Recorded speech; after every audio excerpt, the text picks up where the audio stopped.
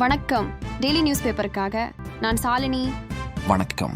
Daily news பேப்பருக்காக நான் ஹேமண்ட் Sharon. சமூக நீதிக்கும் தமிழுக்கும் தமிழர்களுக்கும் ஆபத்தை ஏற்படுத்தக்கூடியது தேசிய கல்விக் கொள்கை. 10,000 கோடி தருவதாக சொன்னாலும் அத்திட்டத்தில் கையெழுத்திட மாட்டேன், முதல்வர் ஸ்டாலின் திட்டவட்டமாக தெரிவித்துள்ளார்.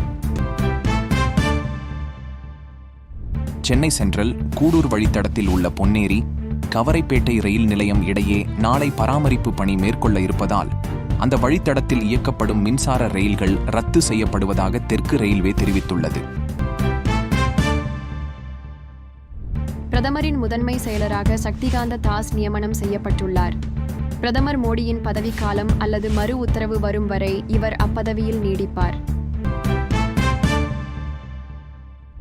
பயிர்களுக்கு குறைந்தபட்ச ஆதரவு விலைக்கான சட்டப்பூர்வ உத்தரவாதம் உள்ளிட்ட பல்வேறு கோரிக்கைகளை வலியுறுத்தி போராட்டத்தில் ஈடுபட்டுள்ள விவசாயிகளுக்கும் மத்திய அரசுக்கும் இடையே நேற்று சண்டிகரில் பேச்சுவார்த்தை நடைபெற்றது.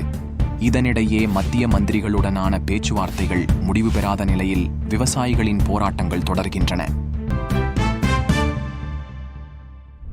மொரீஷியஸ் நாட்டில் ஒவ்வொரு ஆண்டும் மார்ச் 12ஆம் தேதி தேசிய தினம் கொண்டாடப்படுகின்றது.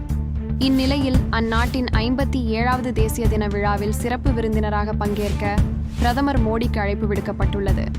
அடுத்த மாதம் நடைபெறும் மொரீஷியஸ் தேசிய தின விழாவில் பிரதமர் மோடி பங்கேற்க உள்ளார்.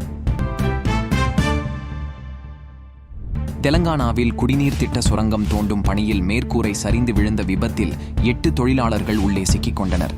அவர்களை மீட்டும் பணி தீவிரமாக நடைபெற்று வருகிறது.